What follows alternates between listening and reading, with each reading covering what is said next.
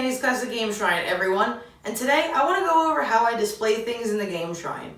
I often get asked where I get a lot of the things that I use to display items in my collection, so I figured I would take some inspiration from the fantastic channel Discart and make my own video on how I display my things. I'll leave a link in the description below to Discart's channel, as well as all of the things you see me using in this video.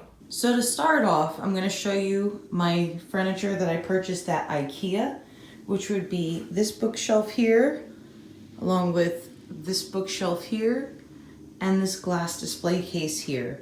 This glass display case, many of you know as the Detolf, D-E-T-O-L-F. There's also a new model out that I'm probably going to be getting to replace my display for my Smash Amiibo. It's basically half the size of this, and it's got like two doors that open out, I believe. This here, the two bookshelves, are called the Finby bookcase. I know that a lot of people use the Billy bookcase, but I chose this one over the Billy bookcase, and mostly because it has the wider shelves or the taller shelves. But you can see how it is here with my Pokemon games.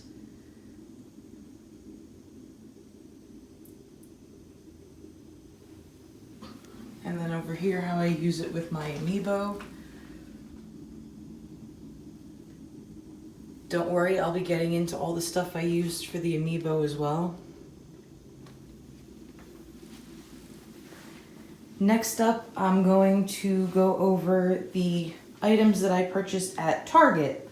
A lot of people ask me where I found shelves that will fit the monstrous original Xbox, and basically anything from the original Xbox on up is just a behemoth and can't be fit into normal shelving units without some sort of compromise.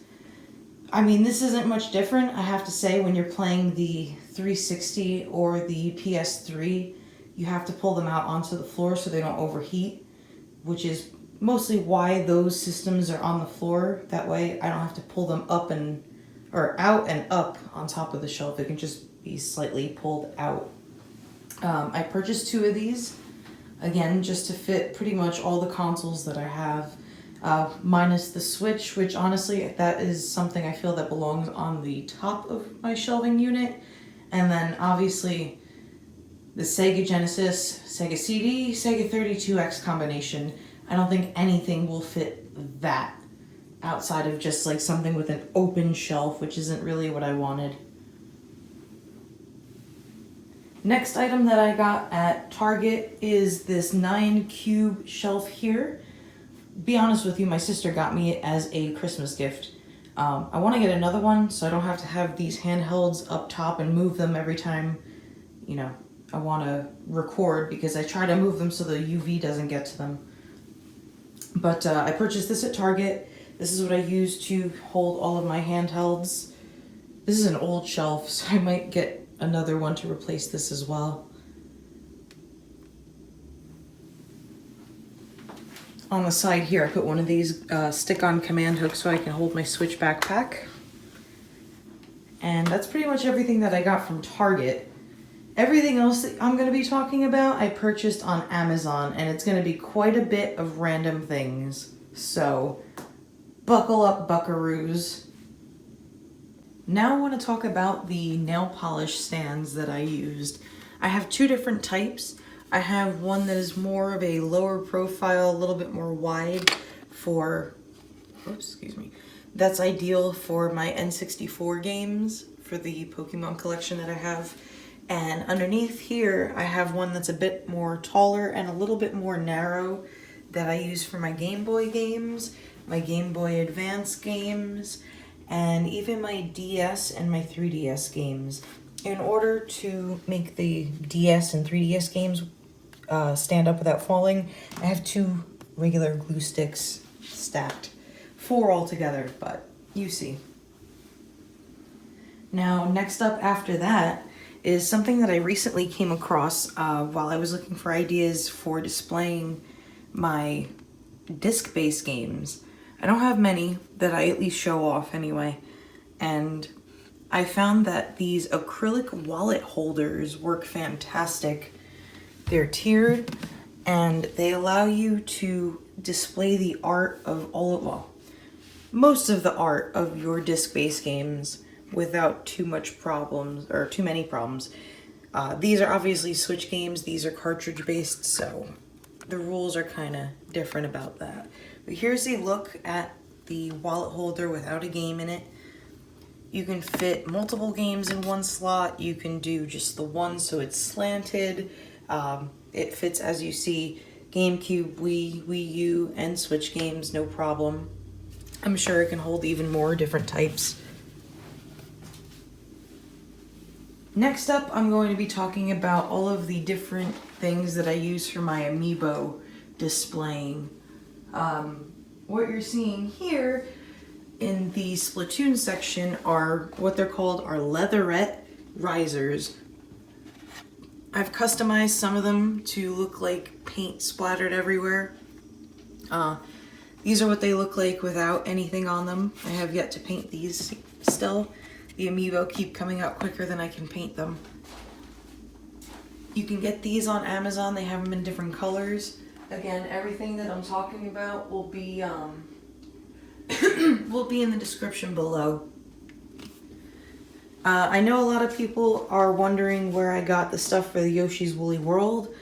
Most of this stuff was handmade by me, with the exception of, this Yoshi kind of got all tipped over.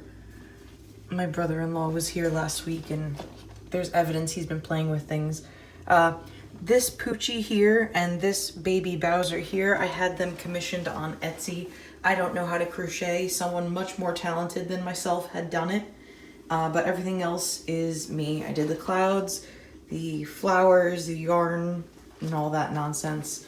The stuff down here, the map of Hyrule, I got from a gamer block / arcade block. Same with that little chest. Unfortunately, they're no longer in business, which is such a shame. Another thing here is this Diorama Kit that I got from eBay. You can get it on Amazon now too. It's actually cheaper on Amazon last time I checked. They have a whole bunch of different ones for a bunch of different amiibo series, but this one is for the Kirby games. They have one or two different ones for Splatoon. They have one for Smash Brothers on the Wii U. And I know I'm forgetting a few more, but there are some more. The Chibi Robo Display, again, this is one that I made. I took some trash that I had laying around, a electrical socket, and some craft grass, and made something that resembled one of the displays they had in Nintendo New York. What I used for Shovel Knight is just a football display case, and I made like a fake fire and things in there. Most of that's handmade. Next, over to my handheld displays, you will see that they are held up all by the same little device. Let me take one of the top ones off, it's easier for me. These little acrylic easels are adjustable, so they can fit your handhelds, they can fit controllers, they can fit your perler bead artwork, as you can see here, and up here actually. It even holds trading cards, which you will see my custom Pokemon card here that I have in here. Whoop, I just knocked it down, but it will hold them up.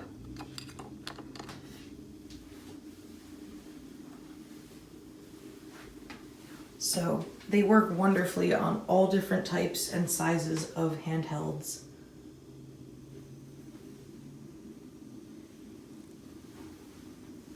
Next up, I'm going to talk about my controller caddy, is what I'm going to call it. This is how I organize all of my games my controllers and my chargers. This, believe it or not, I picked out of the trash. One of my old neighbors back in New Jersey was throwing it out. I asked him if I can take it, and he said yes, so I grabbed it from him. There was literally nothing wrong with it. The wheels work fine, the drawers work fine. He just didn't want it anymore. So I scooped it up. You can pick them up at Target, you can pick them up at Walmart, you can pick them up on Amazon. I found one that is identical to this on Amazon, and I have that in the I have the link in the description below. It's been a long week, guys. My in-laws just left. But as you see, I labeled it NES through N64 controllers. Pretty much everything in there will meet that. This is GameCube through Xbox 360. And then this is my favorite drawer, chargers and shit. Because, I mean, there's really just so many different things in here. You have charging wires, AC adapters, Virtual Boy replacement foam, the Wii U GameCube adapter, we have a battery bank, and just so much more. Another thing that I use that I swear by are these Velcro ties. I love them so, so much.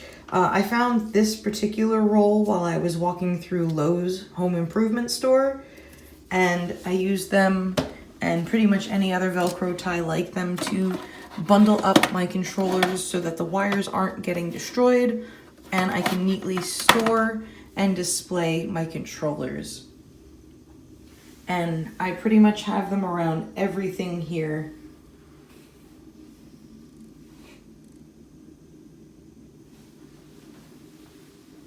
Oh, I even use it here to help keep my controller, or not my controllers, my wires from individually falling behind there and getting lost in the abyss. And yes, you are seeing correctly, those are jiggly little boobies. And I have little penis guys there too, so yeah. Little ding-dings, I think they're called. But yes, this is how I display all of the items in my game shrine. So, before I forget, guys, this is another thing that I bought on Amazon. It's an AV switch with 8 different sockets. As you saw, I have a bunch of different game consoles, and hooking them all up at once is a pain. So the best thing you can do is get one of these AV switches. I happen to get one with 8 sockets. There's some with less. I used to have one with 4, but it was a crappy one. They have ones with 16 and more sockets, but that's just too much for me. A lot of the consoles here are redundant. I can't swear by it enough. It is pretty easy. You just push down whatever you want. It clicks into place. I knock everything down on my thing. But as you can see, here's everything in the back hooked up. And it is nice and durable, which I like. So that was my video on how I display everything in my game shrine. Let me know if you guys have any questions, and just leave some comments below if you got them. And if there's anything that I forgot to link or talk about, just let me know and I'll try and pull up the link for you too. So until next time, guys, take care. Shout out to my Patreon supporters, the SideQuest Gamer, Barclay Crazy, Michael Carter, and Chipper Angeles Negrete. Thank you so much for all your support.